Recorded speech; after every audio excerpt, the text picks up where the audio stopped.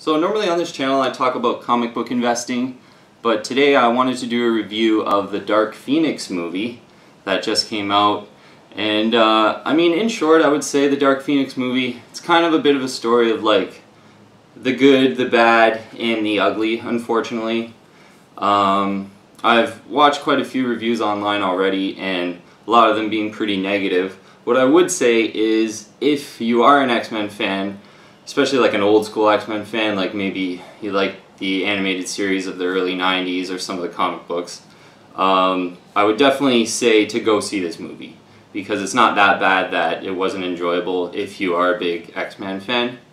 But I think maybe if you're not an X-Men fan, but you know, you're just into superhero movies, it's easy to kind of be a little bit critical of the movie.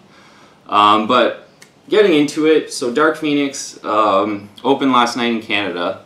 So I saw the first show in my city anyway. They didn't have any midnight shows, so I saw it last night in the evening. Now, yeah, so getting right into it, sort of we'll get into the ugly, I would say, first. So Sophie Turner is the actress who plays Dark Phoenix, and yeah, really, she just doesn't come across as like a genuine actress, and she doesn't really seem to have that much chemistry with the cast. And you know, watching some of the interviews for Dark Phoenix, noticing that she's British, she has a British accent, but in the movie, obviously, she has like a Western accent. And I think that's a little bit of the reason why it just sounds a bit off. Like her like acting timing is off or something. I can't really quite put my finger on it. But in her interviews, like as her, she's like really likable, really funny. She's really cute, and you know, you'd think that would come out on the big screen too. But I have a feeling it's just, you know, her in that Western accent, it's just not natural for her, and that it all comes across kind of weird. And honestly, I would say like that's like the worst part of the movie, is just specifically her acting, and like some of the scenes, and you know, I would say in the first like half hour, 45 minutes of the movie, there's a couple scenes with her that are pretty cringeworthy, I gotta say. And yeah, kind of a shame, because you know, just seeing her in interviews leading up kind of for the hype of the movie, she's like a lot cooler than in the movie, which is kind of weird. I don't know if I've ever kind of felt that, but it's like, yeah, a totally different feel from like Avengers, where you can just feel like the cast has a really good chemistry. Like in this movie, especially with her, the scene she's in, there's just not like a really good chemistry coming through on the screen. So that's sort of what I thought. But you know, getting in a little bit of the plot of the movie. So at the beginning, and yeah, spoiler alert, by the way, there will be spoilers. So at the beginning, they go to rescue Space Shuttle Endeavour, and during that time, Jean has to get in the shuttle to save the last astronaut, to kind of keep the shuttle together, and the Phoenix power ends up like being absorbed into her during that time, and there's a huge explosion. And after kind of all the dust settles, everyone thinks Jean's dead, but she's just kind of laying there in space. And Nightcrawler goes to get her, brings her back, so they go back to Earth after that. And obviously Jean has the Phoenix power now. She goes in for like a physical with Beast. And like Beast is like, wow, your power is like literally off the scale. Like we need a new machine, he says, to you know, measure her power. So she's also kind of changing, obviously. The Phoenix is kind of bringing out some angst within her, as y'all kind of know. And she realizes that Professor X took some of her memories and suppressed them, so she'd be able to kind of move on with her life and have a normal life. So the Phoenix power is sort of bringing out all these repressed memories. She goes to visit her dad, which Professor X put a memory in her that her dad died in the car crash that her mom died, but actually her dad survived the crash. He was still alive. So Jean goes to visit him. She finds out that her dad basically didn't want her because he felt that she was responsible for her mom's death. So all that kind of came on her. She gets a little bit mad. X-Men confront her at her dad's house, and there's a battle sort of in the streets. And during this battle, Raven, or Mystique, ends up dying. So after Raven dies, Beast sort of blames Professor X, basically, for Raven's death because he lied to Jean about her childhood. So Beast actually sort of defects, and he goes to visit Magneto. And obviously Beast tells Magneto that Jean killed Raven. And I mean, you could kind of get a feeling of how Beast is feeling at this point, because Magneto's like, well, if Beast wants to find Jean, and Magneto goes, well, if I find her, I'm going to kill her.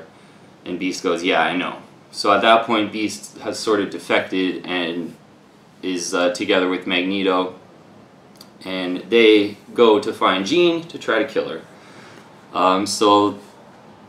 It's Magneto and Beast, and then the rest of the X-Men are sort of trying to stop them. And this is a battle that sort of happens on like the streets of New York. Now, as all this is going on, there's sort of a villain, obviously the villain, who's played by Jessica Chastain. And basically the villain is like, I had to do a little bit of research because they very passingly kind of tell you who the villain is, but it's basically Vuk from some of the comic books. And doesn't look anything like Vuk. They're basically like zombie alien type races. And the origin story to that is the Phoenix Power destroyed their planet. So this alien race sort of followed the Phoenix Power, and then they said that the Phoenix Power destroyed everything except Jean. So they're sort of following Jean, and their whole idea was to steal the Phoenix Power from Jean and then use Earth as their kind of home planet. So they would use the Phoenix Power to kind of kill everything on Earth and restore their own planet on Earth. So villain is played by Jessica Chastain. The like zombie alien kind of villain at first is basically just goes into a random person's body, which is the blonde lady that Jessica Chastain, obviously. So the big battle, well, almost the big battle before the main sort of ending fighting sequence is in Manhattan, and you have Beast and Magneto trying to kill Jean, and Professor X, Storm, Nightcrawler, and Cyclops trying to save Jean and stop Magneto and Beast from killing her. So there's a pretty big battle. Vuk is there as well, and she basically there's a little bit of a battle, and she tries to absorb the Phoenix Power from Jean. As this is going on, Professor X is there and sort of realizes that if she absorbs the Phoenix Power, Jean's going to die. So he says to resist, and Jean kind of resists there. And sort of at that point, Jean passes out, and everyone's kind of had it from fighting, and the government comes in and swoops everyone up, puts like neck collars on them, and is going to bring them to mutant encampment or mutant transportation into one of their facilities where they keep mutants, imprisonment of mutants. So the last kind of fighting scene is they're on a train, and Jean's sort of strapped down, and everyone else has like neck collars on them, so they're being transported to the prison. So during this time, the alien race, basically some of their minions and everyone else, including Jessica Chastain's character, confronts them on the train, and there's a bit of a battle, obviously, as you can imagine. So as Magneto and at that point, the team kind of starts working together. They realize that they can save Jean, and Magneto stops trying to kill her, and they start working together. So they're fighting the alien race, and Professor X is trying to tell Jean that we're her family, and that he tried to suppress her memories to like protect her, but he was sorry for doing that. And so eventually what happens is Jean comes around, realizes that X-Men are her family, and she needs to like protect the X-Men. So yeah, that on that train, eventually, the train blows up, and most of kind of the minions of the alien race are dead, and then Vuk comes, and she's basically trying to steal the power from Jean and take out the rest of the X-Men. And yeah, eventually what happens is Jean, realizes that X-Men is her family, and she needs to protect them. She grabs Vuk, flies up to the sky, way up into the sky, and uses the Phoenix power basically to kill her. And at that point too, it's sort of the movie kind of shows that Jean is dead as well. So to kill the villain, she had to die as well. So that is sort of the end of the major battle. After that, there's it's kind of showing everyone sad that Jean is dead. Obviously, they rename the school like the Jean Grey School for the Gifted. At that point, it shows Beast as kind of the headmaster, taking place of Professor X. And everyone in the school is, at the end of all these X-Men movies, usually they have like a happy scene where the school is like thriving and everyone's teaching, and that's kind of the same thing that's going on here. And the very last scene is Professor X is in Paris. He's kind of doing some soul searching after he really admitted that it was wrong to suppress Jean's memories and change her memories. Like, he should have just told her the truth and let her deal with her demons like everyone else does. And there's kind of like a lesson within the movie, that lesson within the movie. But last scene is Professor X in Paris. Magneto comes up to him with a chessboard, asks him if he wants to play a game. He says no. Then Magneto says, well, you saved my life once, so I want to save your life and offer you a place to live and a place to stay and a friendship and all that. And then he agrees to play chess. So they're kind of playing chess there, and as it pans out in the sky, you see like a phoenix bird, and then the movie ends. So, you're kind of under the impression at that point that Jean didn't die when she killed Vuk. But so she's probably still alive, and that leaves a lot of room out for like a lot of possible other movies. Even though this was supposed to be like the last movie, I think a lot of the actors and actresses, this is like their last movie in their contract and things like that. But I think that's sort of how the comic book ends too, because the Phoenix doesn't die; she ends up coming back. So yeah, so that's kind of the whole plot of the movie. And I mentioned like Sophie Turner, who's the Phoenix actress, is kind of, I would say, one of the weaker points of the movie just because of her acting. Some of the stronger points of the movie, I would say, is like Magneto and Professor X. I think they got their characters down. Pretty much like when X-Men First Class came out with James McAvoy as Professor X and Michael Fassbender as Magneto, like, they were awesome. I've pretty much been a fan since that movie came out, with all the movies since then. And I know, a lot of people kind of hated X-Men Apocalypse, but I thought it was really good.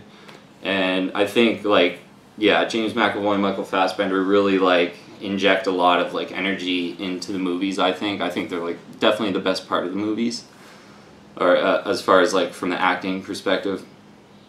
Yeah, and, the plot of this movie was really kind of basic, I would say. But it was good, it had, like, a decent flow to the movie. I wouldn't say, like, there were a lot of parts where there was, like, a lot of downtime, and, like, I didn't feel like I was bored during the movie. So that's kind of good. I think, like, maybe it was because it's only 2 hours, and I know Avengers Endgame was 3 hours. And I think, like, in the middle of, not really Endgame, I thought they did a really good job with Endgame, but I know, like, in Infinity War and Ultron, yeah, there was just a couple points where I was, like, getting bored because they're just so long. And in this movie, I didn't think they really had that problem. It kind of flowed really good. So that was another decent part of it. But yeah, you know what? I think overall, I've seen some of the reviews and the Rotten Tomato score or whatever that is. I personally don't care at all about any of that. Yeah, I thought the movie was pretty enjoyable.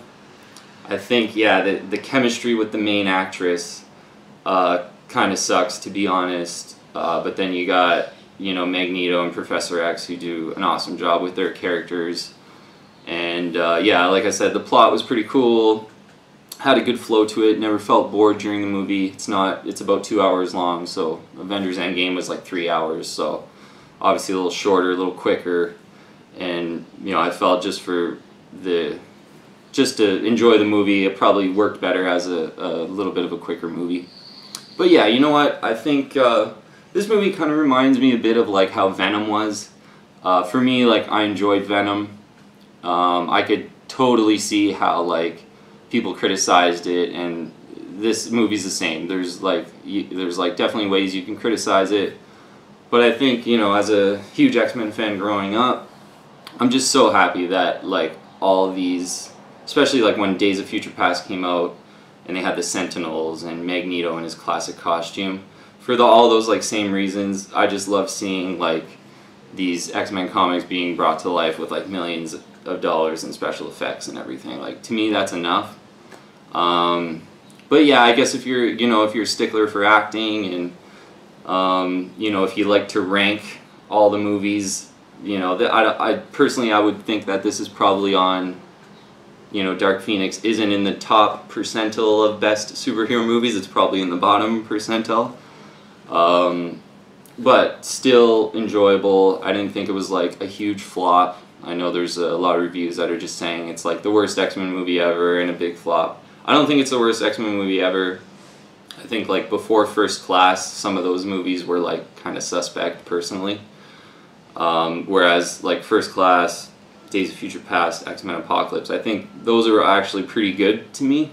Those are like, they're more like just recreating the comic books, which I thought was really awesome.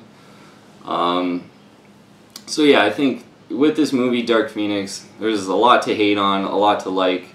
But if you love X-Men, I would say to definitely go see it. And if you're even if you're a superhero movie fan, I would say definitely go see it.